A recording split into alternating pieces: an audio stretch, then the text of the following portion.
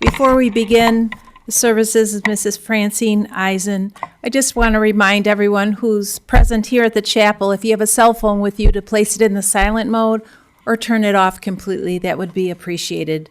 And we welcome all of you that have joined us online as well. The services this afternoon will be conducted by Rabbi Cantor Nancy Landsman. And at this time, I'll ask everyone to please rise as the family enters the chapel.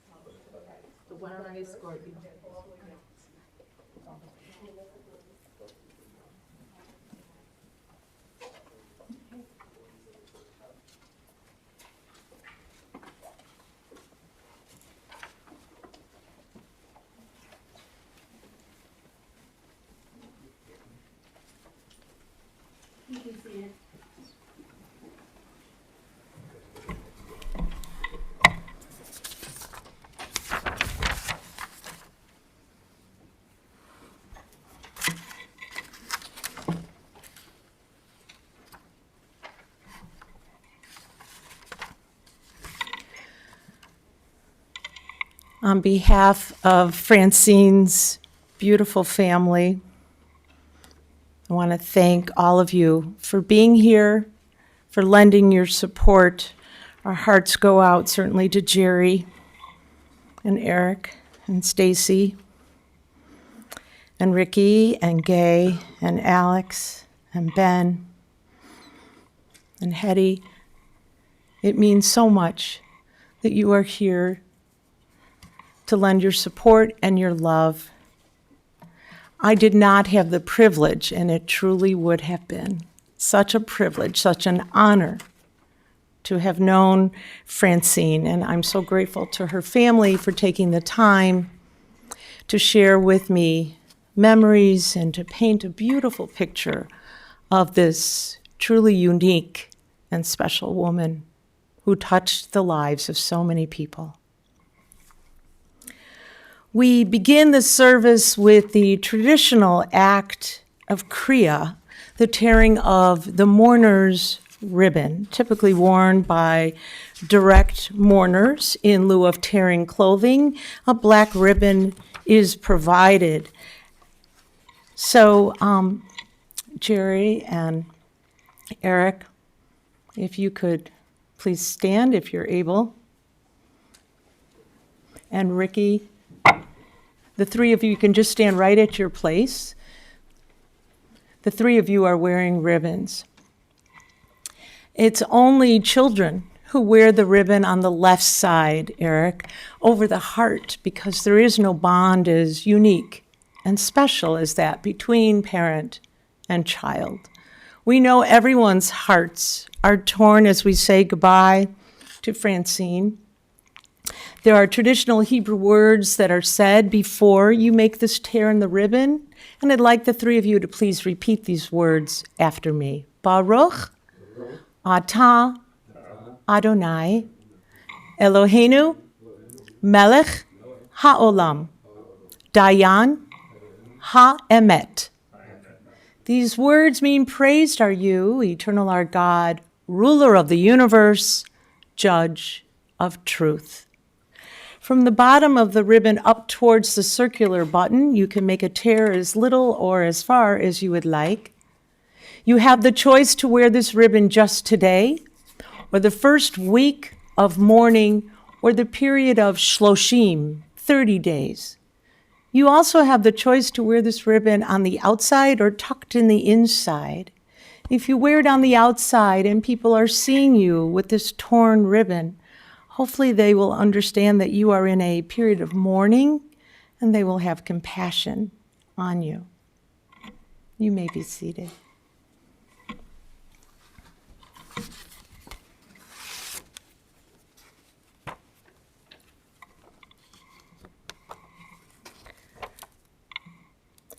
Christopher McCandless wrote, "The very basic core of one's living spirit is her passion for adventure. The joy of life comes from our encounters with new experiences, and hence there is no greater joy than to have an endlessly changing horizon for each day to have a new and different sun." If you knew Francine, you knew how much she enjoyed adventure. She led a unique journey. Certainly all of us have our own unique journey. But I'm sure you all know from your times with Francine, she was special, and you were blessed to have been part of her journey. There's a beautiful reading that many of us rabbis choose to read to our congregations on the holiest day of the year. On Yom Kippur, toward the end of the day, we gather for the Yizkor service, from the word zachor, meaning to remember. We remember those who are no longer physically here with us, but they remain forever within our hearts. We remember their journey, the times that we shared, the good times, the bad times, the times we laughed and the times we cried. So as I read this beautiful reading by Rabbi Alvin Fine, I invite you to think about the times you were able to share great adventures and joy and laughter and tears, all of it, with Francine. Birth is a beginning and death a destination.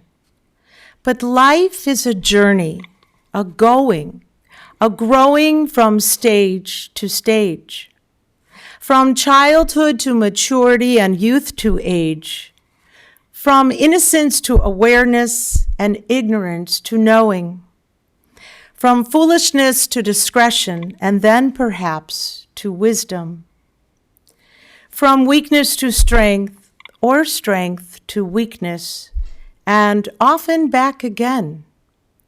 From health to sickness, and back we pray to health again. From offense to forgiveness, from loneliness to love, from joy to gratitude, from pain to compassion, and grief to understanding, from fear to faith, from defeat to defeat to defeat, until looking backward or ahead, we see that victory lies not at some high place along the way, but in having made the journey, stage by stage, a sacred pilgrimage. Birth is a beginning, and death a destination. But life is a journey, a sacred pilgrimage made stage by stage, from birth to death to life everlasting. At times such as this, we look for comfort, and we often find that when we turn to the book of Psalms, Psalm 121.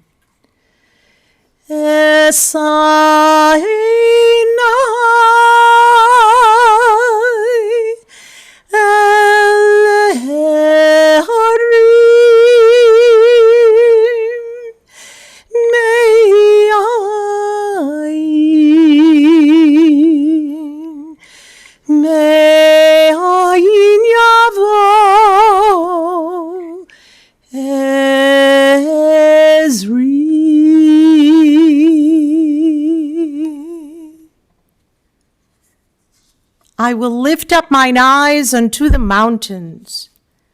From whence shall my help come? My help cometh from the Lord, who made heaven and earth. He will not suffer thy foot to be moved. He that keepeth thee will not slumber. Behold, he that keepeth Israel doth neither slumber nor sleep. In your service folders, you find another psalm, the 23rd Psalm, a psalm that I think speaks to all of us, regardless of our faith or tradition. So I'd like to invite all of you to join with me as together we read the 23rd Psalm. The Lord is my shepherd, I shall not want. He maketh me to lie down in green pastures. He leadeth me beside the still waters. He restoreth my soul. He leadeth me in the paths of righteousness for his name's sake. Yea, though I walk through the valley of the shadow of death, I will fear no evil, for thou art with me. Thy rod and thy staff, they comfort me. Thou preparest a table before me in the presence of mine enemies. Thou anointest my head with oil. My cup runneth over. Surely goodness and mercy shall follow me all the days of my life, and I will dwell in the house of the Lord forever.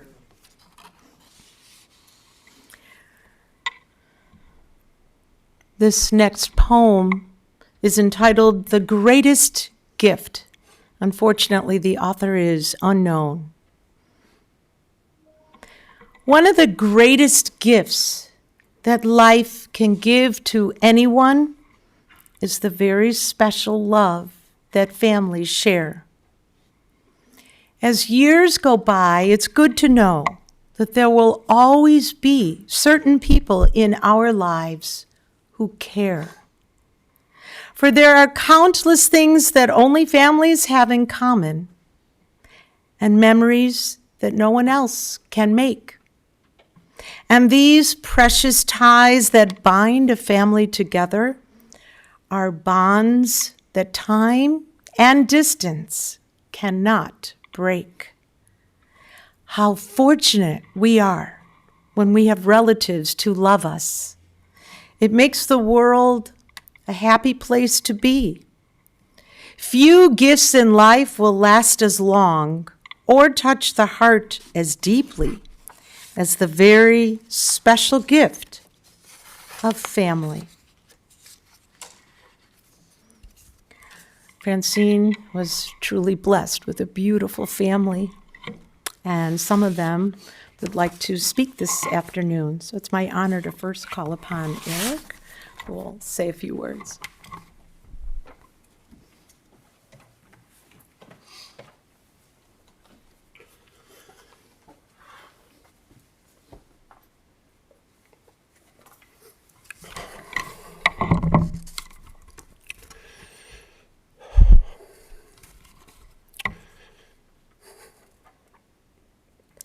Thank you all for being here.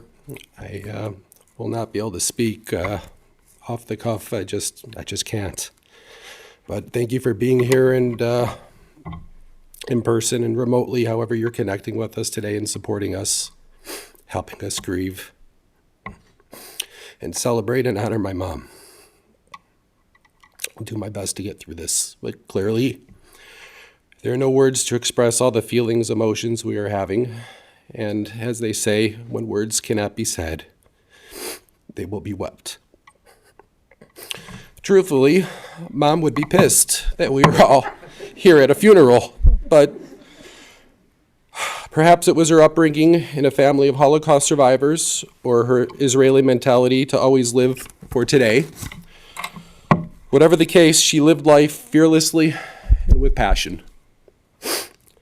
Most of us here are family. Perhaps you were born into this family or became an extension of our family, having made Francine's cut. I think you all know who you are.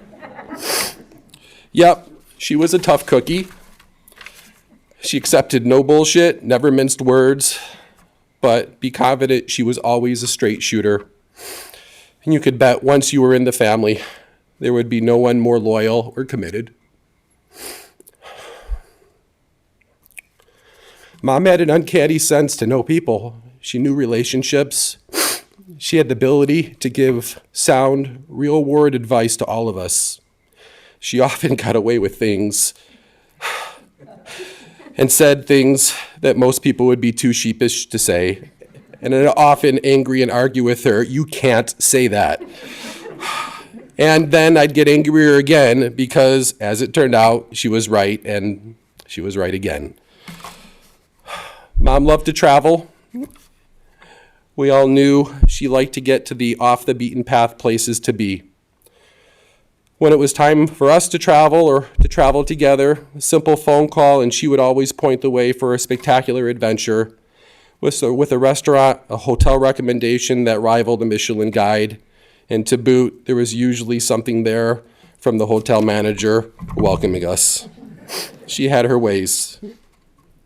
She loved visiting new places and learning about the people and the culture of the area.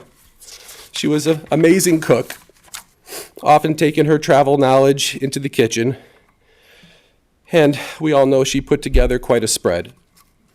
Some of you also know she was an incredible gardener and transformed my childhood home into a botanical garden. It will be something, as I plant my own gardens, I'll always remember.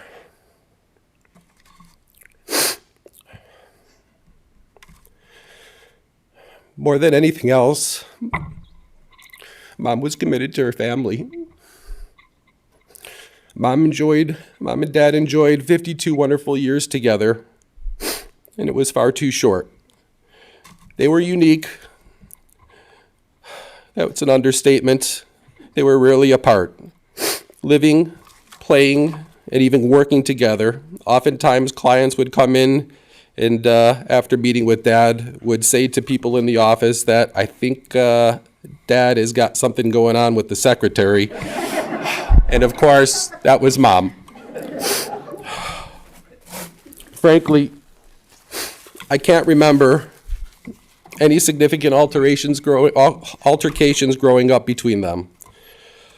Though, she'll never let my dad or any of us forget the time when we were in Las Vegas and she wouldn't leave the blackjack table until my dad pulled her hair.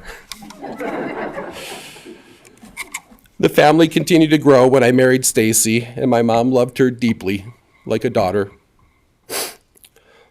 Mom taught her all of her shopping tricks and tips, and the two of them used to blow off cleaning the dishes and run to TJ Maxx to get the latest deals, and leave the boys hanging.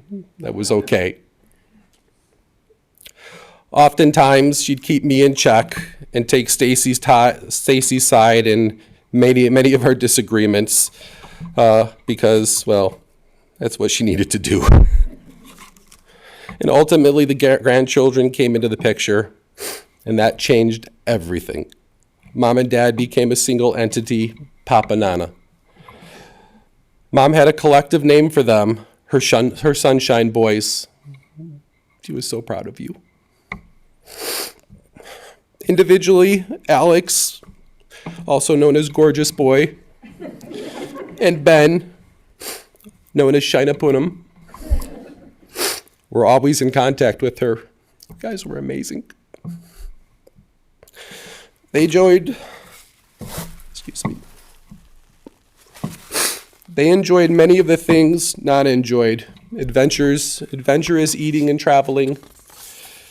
And most importantly, they had the opportunity to create memories with her on trips to Panama, Costa Rica, Puerto Rico, Alaska, the Pacific Northwest, and others. They learned so much from her and her from them. That is one of my greatest regrets of her leaving us too soon. The many times I've needed my mom throughout my life, she was always there unconditionally, my biggest protector and cheerleader, bestowing sage advice or just listening. She was always available at any hour, on any day, in any time zone. Naturally, when you've enjoyed that glorious gift, you can take that for granted.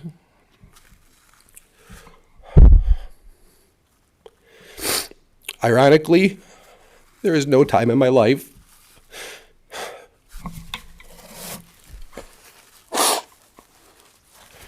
excuse me, that I wish for her more, or her advice than this week. As many of you know, it was a difficult week leading up to today, and communication with Mom was quite challenging. But true as always, she was always listening. She had one last gift to give us, because as I laid by her bed and told her how much Papa and Alex and Ben and Stacy and I loved her, she clearly responded, "I love you too." It was the only substantial exchange I had with her all week. I will remember and cherish that forever. It has been written, when we once enjoyed and deeply loved, we can never lose. For all that we love deeply becomes part of us. I know that Francine, Nana, and Mom will forever be here with us. Thank you for loving and honoring her. I'll love you forever, Mom.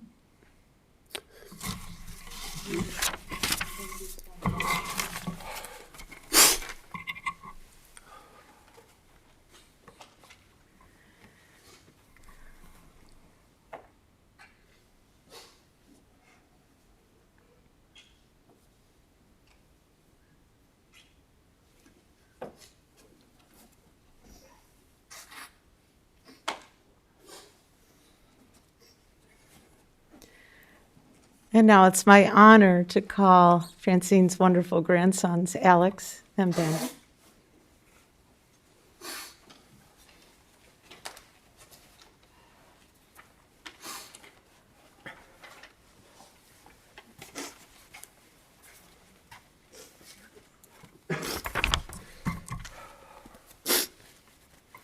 I'm going to do my best to get through this. It'll be a little bit difficult. As my dad had previously said, thank you all so much for being here in person or virtually to honor and cherish the memory of Francine. I knew her as my Nana. I'm sure most of you know this by now, but my Nana really enjoyed phone calls. In fact, it was uncommon that I didn't talk to her over the phone once a day. Whenever she picked up the phone, she would greet me by saying something like, "Is this just the most beautiful boy in the world?" Or, "If it isn't my gorgeous little sunshine boy." I looked forward to hearing those words every day. She would routinely ask, "What's new?" with me, even though I'd probably talked to her 24 hours previously. Considering we talked at least once a day, it was rare she didn't know what was happening in my life. When I faced challenges, she served as my rock, giving me unbiased advice that almost always helped fix a problem. She always knew what to say. Before my Nana passed, I was fortunate enough to share with her one of my first college choices, which will most likely end up being my most meaningful choice. That choice was to get a tattoo. I got the periodic element iron, or the letters Fe, tattooed on my leg because Eisen translates to iron in German. My Nana had always told me that she would love me no matter what I did, but I was definitely afraid to let her know that I'd gotten a tattoo. What would she think about this, I wondered. Of course, Nana had a way of keeping everyone in line, including me. When I told her I had the symbol Fe on my thigh, she quickly responded with, "I'm so touched you'll forever have my initials for Francine Eisen tattooed on your leg." I loved my Nana more than most could know. She was one of the most loving and caring people I did know. And I'm so proud that I get to permanently wear Francine Eisen's initials on my leg to honor her passion, devotion, and wit. I love you forever and always, Nana.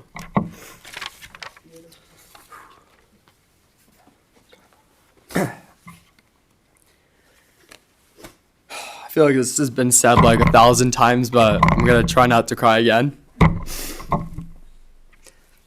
My Nana was everything to me. She was caring, adventurous, stern, intimidating, and even scary. But her love for me is what I knew most.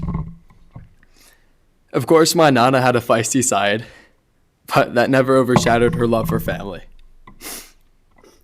This feisty side of hers was what made my Nana so great and so special. Her energy for adventure showed no bounds, and she taught me and Alex so much about the world and everything in it. She always kept Alex and I in check by threatening us with flosks, but never, spankings by the way, but never stopped loving us at the same time. Last night we came across a letter when we were looking through some of the things, and of course I knew I wrote that. But I couldn't really remember the details and much about the information or the situation. But here's what it said. Nana, I am so sorry for my behavior last night. I will try to behave better my whole life. I still can't remember what exactly happened that night, but I know she's held on to that for most of her life. I know, Nana, that I'll be better for the rest of my life, largely because of you. I love you, Nana.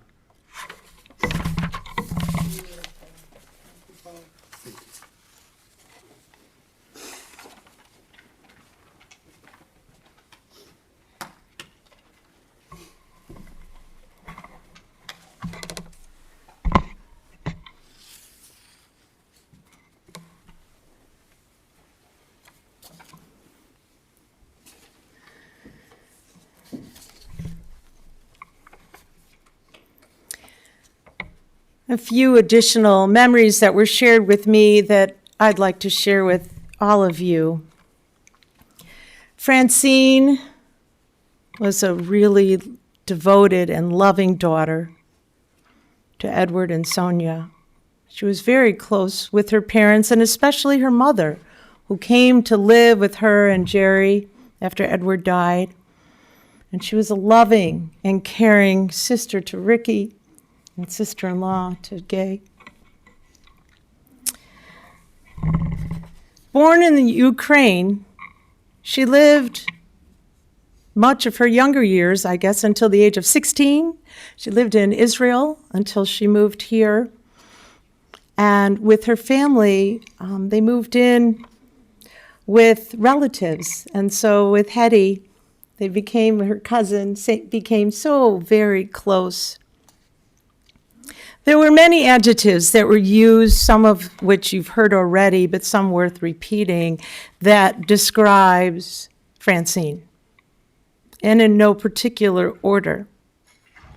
Larger than life, fiercely loyal, opinionated, intensely curious, worldly, force of nature, well-traveled, fireball, unforgettable, devoted, and loving. You always knew where you stood with Francine, and she loved to share her thoughts and opinions, maybe even if you didn't want to know her thoughts and opinions.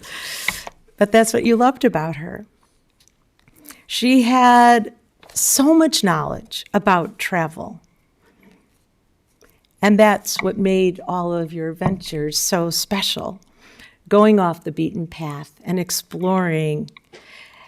She had the good fortune to travel the globe. And there were many places you've heard and some that you did not, where she loved Paris and Spain and Vietnam and Asia and Latin America and Europe, and also in the United States, California and Colorado. But you especially recalled, perhaps it was one of the last, family trips. Jerry and Eric and Stacy's parents, Alex and Ben, your trip to Alaska. How special that she and Jerry wanted to take trips with the children and with their grandsons, together or individually. You'll always remember these trips. Some people who have only one child feel like, oh, I only have one child and I wish I had another, but not Francine. She loved Eric and said, I can't do any better than this. He's like having a son and a daughter all together. You were perfect. And then even more perfect when you married. Stacy. I understand that she loved to cook, not by following a recipe or looking at recipes in a cookbook or anything like that. She just liked to do and be creative. That was part of her personality. She cooked, but she never baked.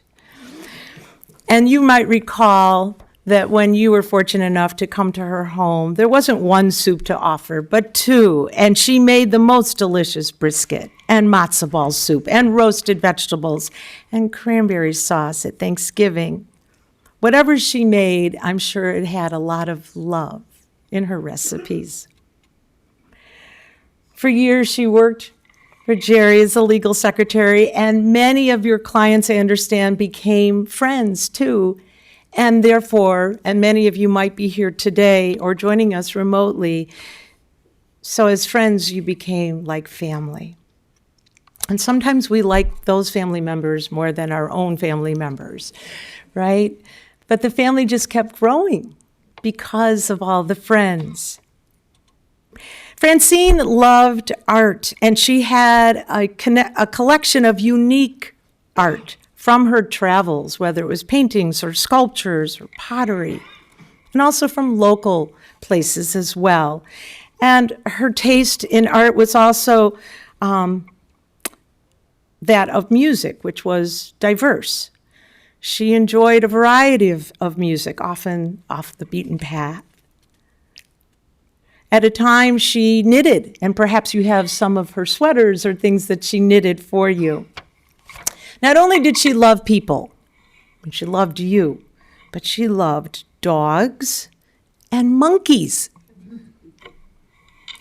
She loved to be outdoors, capturing life and all of its beauty. She was a blessing to all who knew her. And as a Lubavitch rabbi said, and this was written on the website, so many beautiful words written on the website for Chicago Jewish funerals, you have the opportunity to share your thoughts and words to the family about your love for Francine. A Lubavitch rabbi said, "The day you come into the world is the day this world could not exist without you." Francine lived a full and adventurous life. Her family meant everything to her. She was blessed with so much love from especially Jerry and Eric and Stacy, Alex and Ben and Ricky. Francine loved life and celebrated each and every day with joy. Zecher Tzadik Livracha, the memory of the righteous, is forever a blessing. And let us all say, Amen. The author of the following is unknown. A life well lived is a precious gift of hope and strength and grace from someone who has made our world a brighter, better place. It's filled with moments sweet and sad, with smiles and sometimes tears, with friendships formed and good times shared, and laughter through the years. A life well lived is a legacy of joy and pride and pleasure, a living, lasting memory our grateful hearts will treasure. If you are able to rise for the concluding prayers, I ask that you please rise for El Malei Rachamim and the Mourner's Kaddish, both of which you can find in your service folders.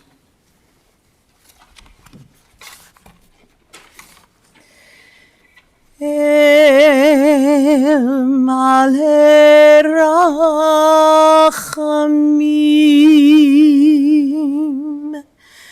שוכן במרומים,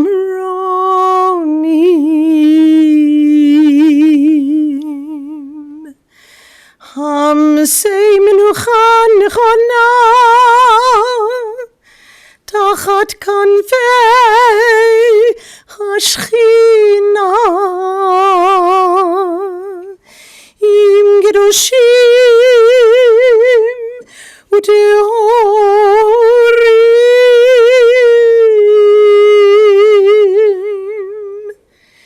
כי זוהר הרקיע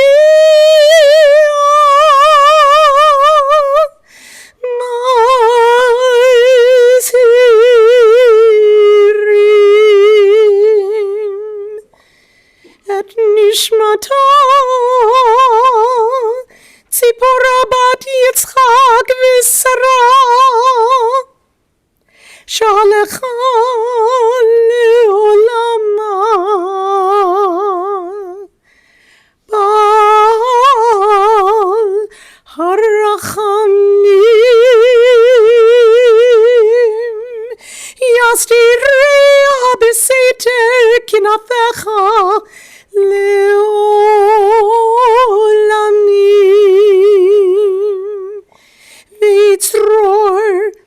בצרור החיים את נשמתה.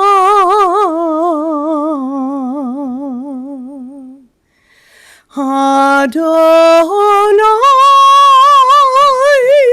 הוא נחלתה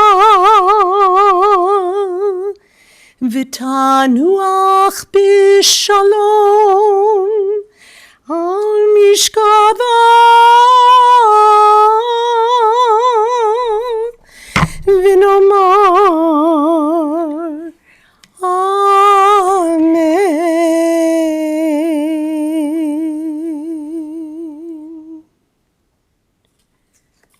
O God, full of compassion, thou who dwellest on high, grant perfect rest beneath the sheltering wings of thy presence among the holy and pure, who shine as the brightness of the firmament, unto the soul of Francine Eisen, daughter of Edward and Sonia, who has gone unto eternity. Lord of mercy, bring her under the cover of thy wings, and let her soul be bound up in the bond of eternal life. Be God's possession, and may her repose be peace. Amen. On the back cover, you find our concluding prayer, the Mourner's Kaddish. It is said that the angels brought this prayer down from heaven. It possesses wonderful power. Truly, if there is any bond strong enough to link heaven to earth, it is this prayer. Many believe it speaks about death, because we always recite it at the time of death, or the yahrzeit, the anniversary of one's death. But actually, there is no reference to death. Rather, we affirm God's glory and omnipotence. I have the honor of being able to include Francine's name this coming Friday evening at our virtual Shabbat service. You're all invited. If you'd like the Zoom link, get in touch with Stacy, and she'll provide you a way to get in touch with me so that we can remember her before we recite Kaddish. It is customary to recite the name of the deceased for the period of Shloshim, 30 days. So I invite all of you to join with me now as together we exalt God's name with these traditional words of Kaddish Yatom, the Mourner's Kaddish. Yitkadal v'yitkadash shemei Rabbi, bi'alma divrach hirutei v'yamlich malchutei, b'chayechon u'v'yomechon, ובחיי דכל בית ישראל, בעגלה ובזמן קריב, ואמרו אמן. יהי שמי רבה מבורך לעולם עולמי עלמיה. Yitbarach v'yishtabach, v'yitpa'ar v'yitromam v'yitnaseh, v'yitadar v'yitaleh v'yitalal, shemei dekudesha berichu. Le'ela min kol birchata v'shirata, tushbechata v'nechamata, da'amiran ba'alma v'imeru. Amen. Yehi shalama rabba min shamaya v'chayim aleinu ve'al kol Yisrael v'imeru. Amen. Oseh shalom b'mromav hu ya'aseh shalom aleinu ve'al kol Yisrael v'imeru. Amen. May the author of peace send peace to all who mourn and comfort all the bereaved among us. And let us all say, please be seated. Oseh shalom b'mromav hu ya'aseh shalom aleinu ve'al kol Yisrael ve'imru imru. Amen. Ya'aseh shalom, ya'aseh shalom, shalom aleinu ve'al kol Yisrael. Ya'aseh shalom, ya'aseh shalom, shalom aleinu ve'al kol Yisrael.